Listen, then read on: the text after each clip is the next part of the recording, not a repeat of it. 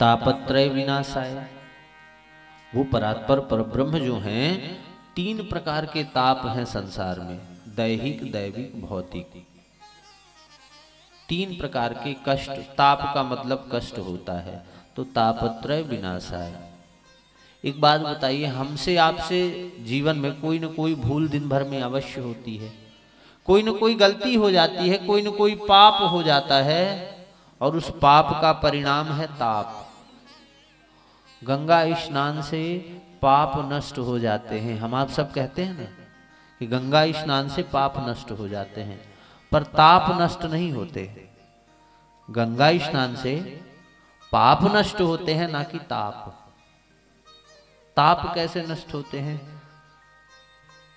भगवान के चरणों में प्रणाम करने से। तापत्रय विनाशाय।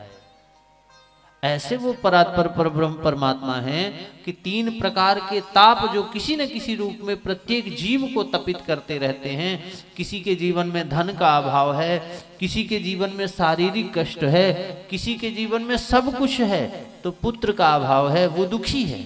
ये ताप है सब कुछ पर प्रत्येक क्षण दुखी है, तप रहा है, जल रहा है आग में।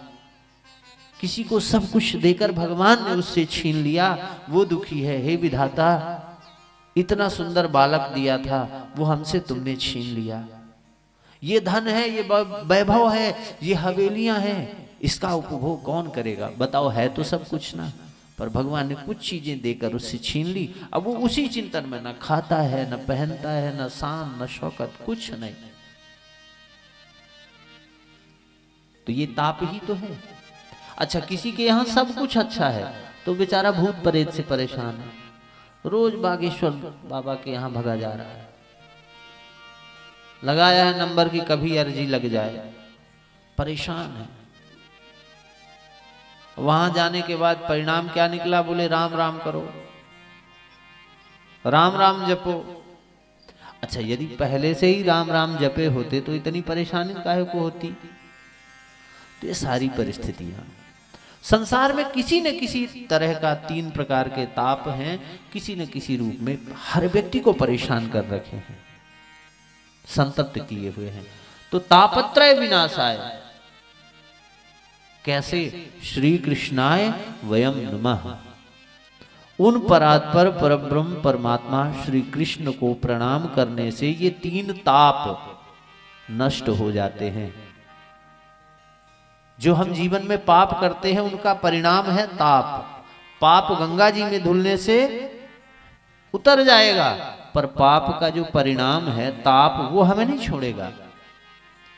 वो ताप तब नष्ट होगा जब भगवत चरणों में हम श्रद्धा और भाव से प्रणाम करेंगे।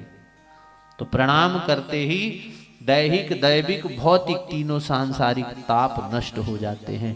ऐसे परात्पर परब्रह्म परमात्मा को केवल मैं नहीं, आप नहीं, श्रोता नहीं, हम सब मिलकर श्री कृष्णाय वयम नमः बड़े भाव से भगवत चरणों में हम आप सब मिलकर प्रणाम करें। एक बार भाव से जयकारी लगाएं, बोलिए कृष्ण कन्हैया लाल की।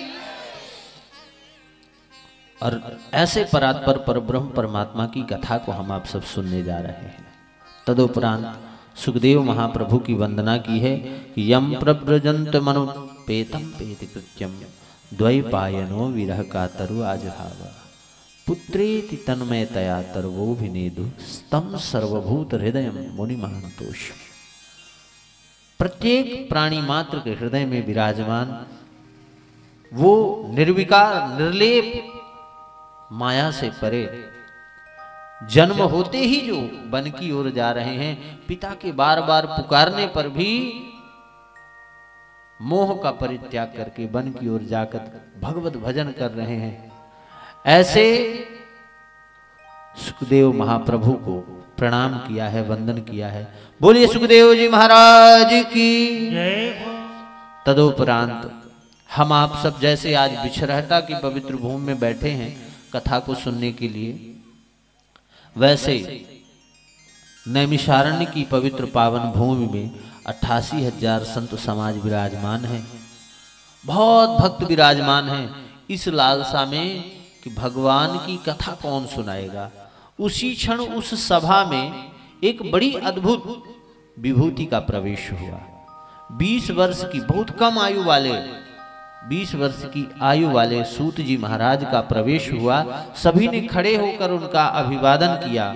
सुंदर एक आसन बनाया गया। अब वहां कोई कुर्सी और मंच तखत तो था नहीं, तो बालू का सुंदर आसन तैयार किया गया, उसी आसन में विराजमान किया गया और बड़े विनम्रता पूर्वक। पहले ये सब साधन तो होते नहीं थे, तो हजारों लोग बैठे हैं, हजारों लोगों के मन में प्रश्न है।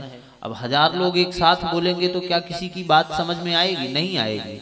ऐसी परिस्थिति में 88,000 संत समुदाय ने मिलकर एक व्यक्ति को अपना मुखिया बनाया। तो मुखिया कौन बने? बोले सौनक जी महाराज। सौनक जी महाराज आगे आए।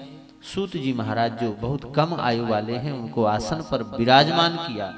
कम आयु से मतलब आप भ्रमित मत होइएगा, संत सभा में या गुरुजनों की सभा में विद्वता को, उम्र को प्रधानता नहीं दी जाती है, वहां पर ज्ञान को प्रधानता दी जाती है। उस 88,000 संत समुदाय के मध्य जो सूत जी महाराज का आगमन हुआ है, ये परम विद्वान है, परम ज्ञानी है, इसलिए इनको प्रधानता दी गई। सुंदर आसन में विराजमान किया है। सौनक जी ने विनम्रता पूर्वक हाथ जोड़कर प्रश्न किया है।